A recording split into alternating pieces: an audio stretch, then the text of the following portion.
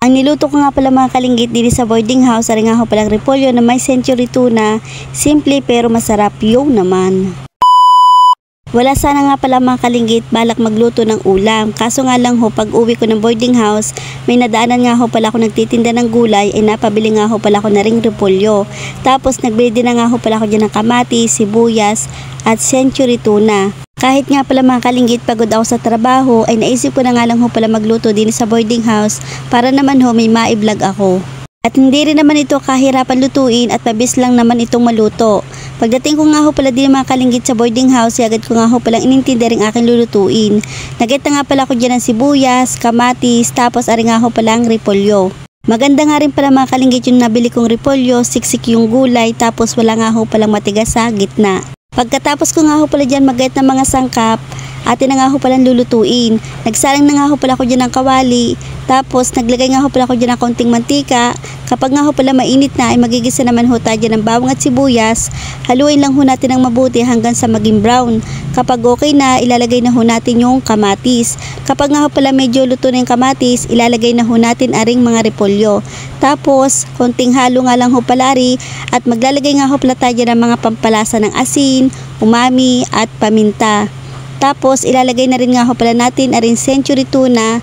Tapos naglagay nga ho pala ko dyan ng kaunting tubig. Sino nga ho pala sa inyo mga kalinggit kapag nagluluto ng ganito, lalagyan natin ng kaunting tubig yung lata. Tapos yun din nga ho pala yung ating isasabaw din sa gulay. Kapag nahalo na natin yung gulay, atin mo na nga ho palang tatakluban para humabilis maluto. At makalipas ang ilang minuto, arin na nga ho luto na yung ating gulay. Arin nga palang repolyo na may century tuna.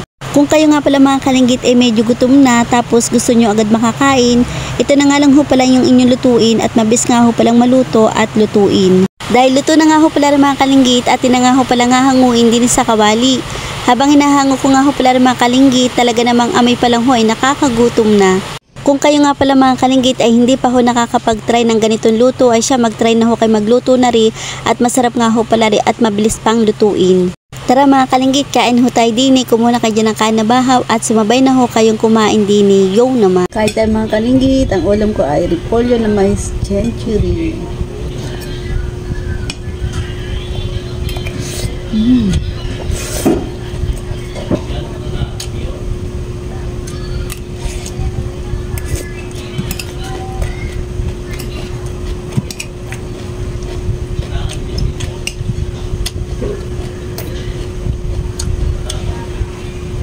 Sarap.